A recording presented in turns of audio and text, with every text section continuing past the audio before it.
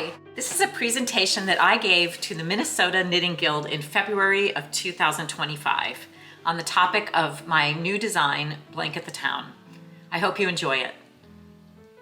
Today I'm going to be talking to you about my design, Blanket the Town. First, a little bit about my background. I was trained to be an engineer, and I started out my career at Bell Labs in Homedale, New Jersey. Bell Labs is the research arm of AT&T. Here it is on the left, posing as the corporate headquarters for Lumen, which is in Apple's Severance series. This is the main reception area, the area that I first walked into on the day that I reported for work. I left Bell Labs and went to JPL in Pasadena, California. This is the JPL campus. I worked there for 14 years and retired in 2017 to pursue my knitting design full time. When I was a teenager, I was already an avid knitter. I used to love to make blankets, even from the beginning. I had this book on the left, Bernat Afghans, from which I made 2 or 3 blankets, including the one here on the cover, and the one on the right, which I adapted to contain a big M in maize and blue, and I gave that to my brother as a Christmas gift. The morning of Christmas, I ran downstairs with the newly wrapped present, shoved it under the tree, and managed to knock the entire tree over. Here's my brother at University of Michigan enjoying the Afghan with his friend Kurt. And on the right, that's me on the bottom left with my sorority sisters just before we played in the mud bowl. I'm wondering whether you know any quilters. I do. And in fact, I'm a quilter. Here I am with a quilt that I made. It's an improv Kawanthi quilt that I made for a competition with my quilting guild. I tied for the Viewer's Choice Award, and I won for Best Hand Quilting because I was the only hand quilted quilt. Here's another quilt that I made inspired by my grandmother on my dad's side. This ocean-themed quilt was done when I first joined the guild in 2020. I did a little research and I discovered that there's somewhere between 9 and 11 million quilters in the USA and Canada, and they mostly make blankets.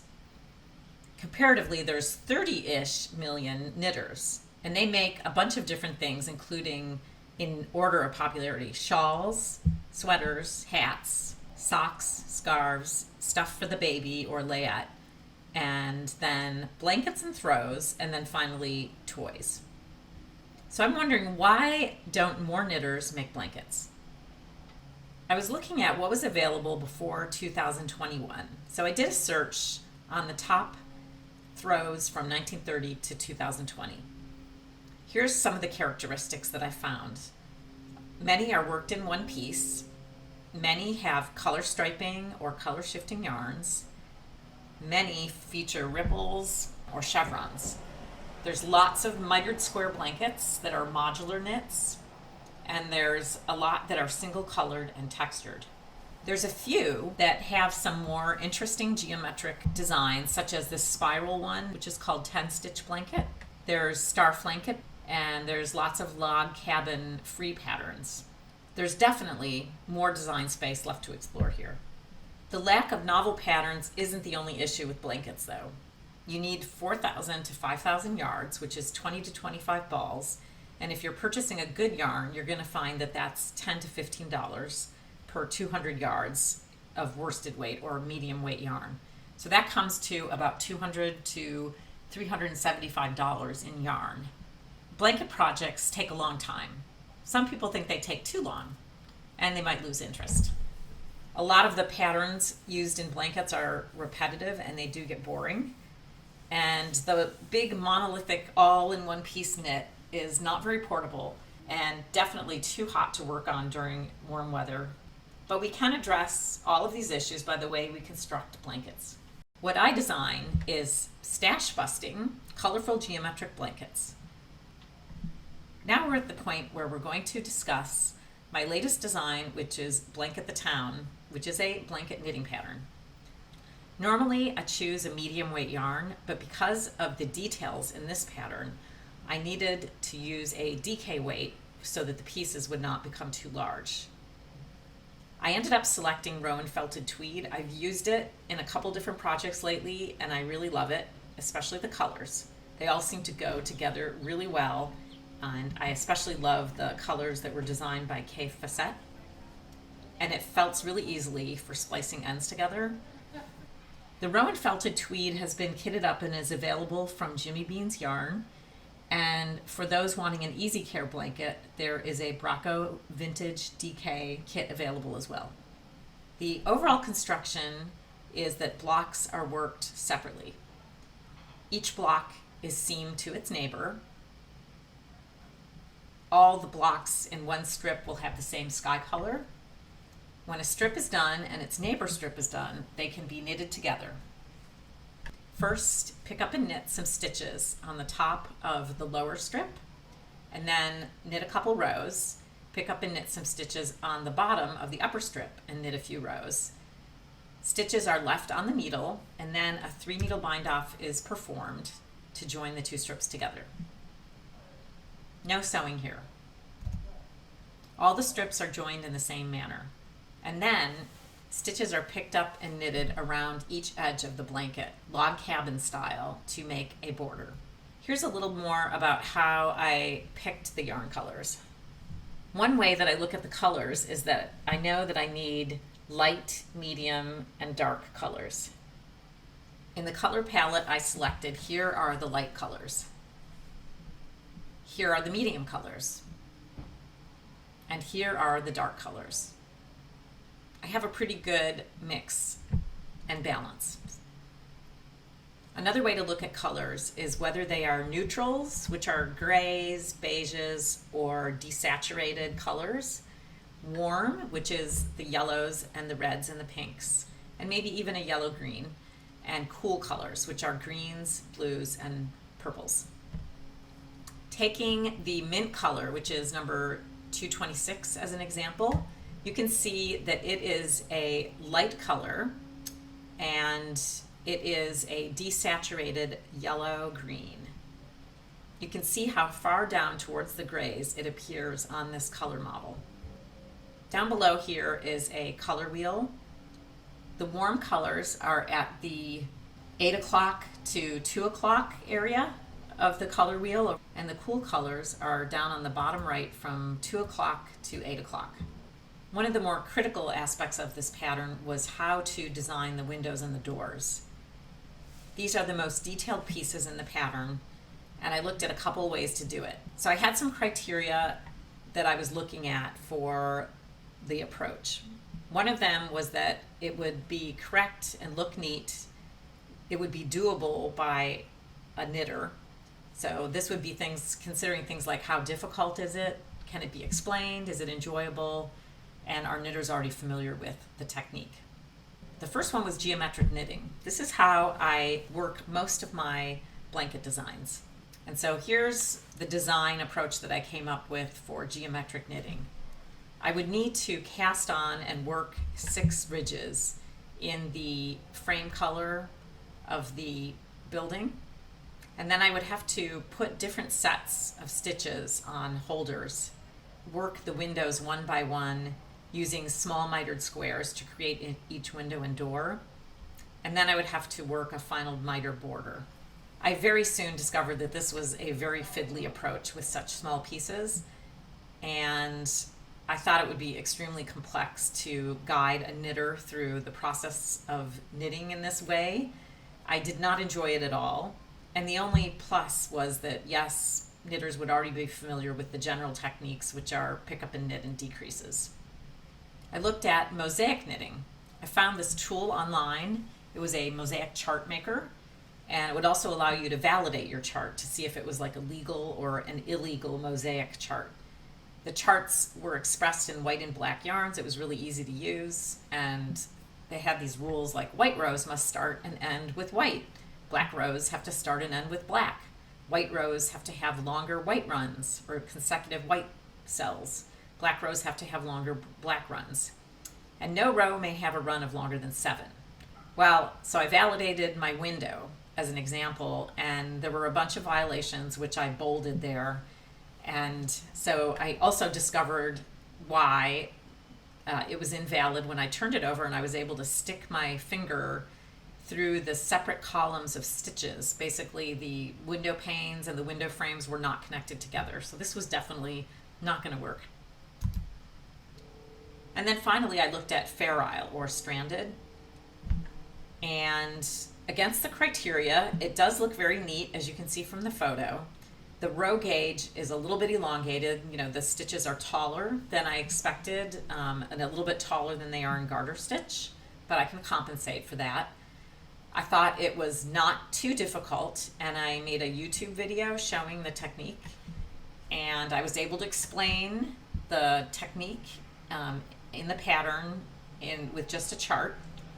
And oh yes, the yarns do get tangled because it is Fair Isle, but I used short wooden needles and short strands, and I felt spliced them together. I used strands that were about 1.5 yards, and then when I ran out, I felt spliced another piece onto the end, and that worked pretty well. And I thought that probably a lot of knitters are familiar with stranded color work, and although it's slightly different in garter stitch, it's just kind of a little tweak on the basic approach. So in the end, stranded was really the only option. Here it is in another picture, another window example. The front, it looks like garter stitch, and it matches the rest of the blanket, so that's good. As mentioned, the row gauge is slightly elongated, and the back has short floats. So most knitters do know stranded, especially if they're advanced, and it's normally worked in stockinette in the round. And I have this YouTube video that I've created to show how to do it flat in garter stitch. Here's what the back of the work looks like. You can see the windows and the doors on these two examples have been worked in stranded. Doesn't look too bad. So how is a building constructed? Here is a 3-story building called Building 39 because it's 39 stitches wide. First we work the roof, and then we generate stitches for the building. We knit 6 ridges for the building, which is indicated by this little 6 over here. And then we put stitches on holders. So we put 6 stitches on a holder. I often use just a stitch marker for that. The next 11 stitches on a different holder, 5 stitches on yet another holder, 11 stitches on still another holder, and the last 6 stitches on a 5th holder. Often I use some stitch markers for a small number of stitches or a piece of yarn. Now continuing on these 11 stitches here and working downwards from the chart, knit a window, and then knit 5 ridges in the background color for the building, knit the next window using the chart, and then knit the next 5 ridges in the background color, and then knit door 11 from a chart. Those stitches are then left on a holder for later. And then we do the same thing over here for the second strip, taking these stitches off the holder and then working window, plain rows, window, plain rows, window, and then 6 more ridges of plain rows, leaving those stitches on a holder. And now we're done with strip 2. Now we will work the left edge, the folding rectangle, and the right edge. So taking the 6 stitches on the leftmost holder, we knit those stitches off the holder, place a marker, and then pick up stitches along the left edge of completed strip 1, and then we work the left edge, which is kind of like a mitered square, except for it's a rectangle. We do the same thing on the right edge, starting a pick up and knit at the bottom right of strip 2, going up to the corner, placing a marker, and then knitting the 6 stitches off the 5th holder. And then we work another mitered rectangle.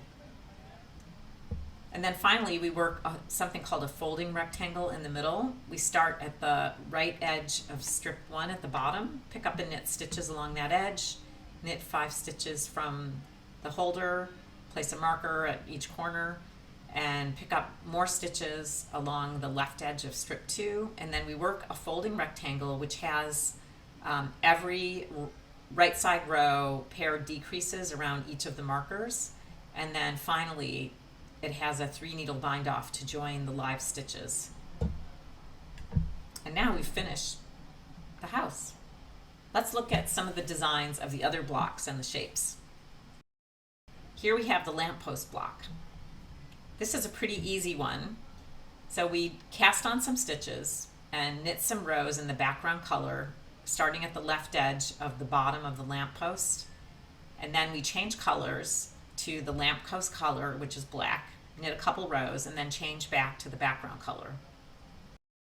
We then pick up and knit stitches on the top of the completed lower part of the block, knit many rows in garter stitch, and then place those stitches on a holder for later. Next, we work the lamp parts, which are started with a pick up and knit and are tacked on to the lamppost block on the bottom and the top of the pole. And here's what the final lamppost block looks like over on the right. The tree block is worked in a very similar way. And then separately, we knit a flat piece for the tree foliage. While we're working this, we are working some baubles and draping the yarn on the wrong side between the baubles. When we're done with this foliage piece, we use a tapestry needle and we sew that to the front of the block. The carport block has a bunch of different steps. So we start out down here at step 1, working the little piece below the car which contains the tires. It's worked from left to right and is just garter stitch with some color changes for the tires. We pick up and knit on the top of piece number 1, and we knit the bumper, which is shown in pink, and then we knit some of the rows of the car body and then leave those stitches live on a holder.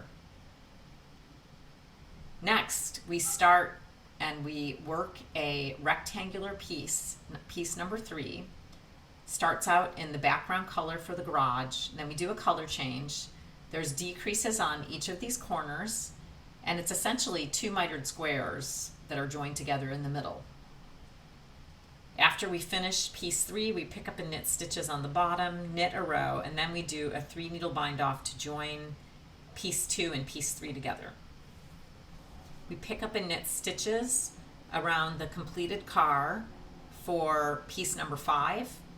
Each edge's stitches are placed on a separate DPN, and we work outwards, making increases in the corners. We pick up and knit stitches on the top of the garage for the roof and the sky pieces, which are 6 through 9. The headlights are worked separately and sewn on. It's a fun little piece to work. The cloud is also an embellishment. It's knitted separately and then sewn on. It's knitted in several different steps. The first step is to cast on and then to work sections 1, 2, 3, and 4, creating the curved shapes using short rows. The second step is to work the crescent shape, which also uses short rows. And then the third step is to knit the base part, which uses just edge shaping. You can see here that the cloud can be used either right side up, which is on the left, or wrong side up. This gives it some variety in the blanket. The cloud is sewn on with tapestry needle. There's also this person who I referred to as the dubious person because I wasn't sure that this little pattern stitch was going to work out. And in the end, I didn't end up using it on the blanket. I didn't make any dubious people for my own sample blanket. I may still do that. But anyway, there is a little person that you can knit and put on the blanket. One of the big challenges in writing a knitting pattern is testing it and correcting it. This is the first blanket pattern that I have not used a technical editor on.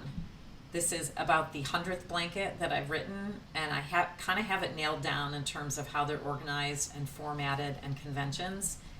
And the real challenge is just finding all the errors and getting them out. And testers are an invaluable help with that. I found that a Facebook group works really well for testing. I can attach files to the group, and so that's the way that I distribute the pattern when we're testing, as I post the file in the files section on Facebook. Testers can post photos, and they can post marked up pattern pages and other things for me to look at and to show each other what they're up to. And they can do it from any device. And the testers can interact with me or with each other. They can use Facebook posts to interact with me, or they can direct message me on Facebook. The downside is that not everyone who would like to test uses Facebook. They now require a proof of identity for new accounts. And I have had some problems with Facebook posts getting lost. Another great tool is YouTube. I found that it's a really good way to share my tutorial patterns. Knitters tend to learn in different ways, and videos are really good for showing techniques and tips and tricks and how to do specific steps in a pattern. And in this case, I have so far done a video for the windows and the doors and for sewing together the blocks using mattress stitch, and I'm sure there will be others. Some downsides about YouTube are that there are ads on YouTube and they detract from the content. Now, this video that I'm showing on this page is the Fair Isle Colorwork for garter stitch knitting video, and it is on my channel, which you are already watching, so please subscribe. There is a cal for this blanket pattern. You can post your progress, you can get help, make friends, get inspired. The cal started on May the 15th, 2025. I'm holding live stream meetups on Zoom for the cal, so please join us. It's a lot of fun. The cal URL is listed here. It's called Blanket the Town. Thank you for joining me for this presentation. Subscribe and I'll see you soon.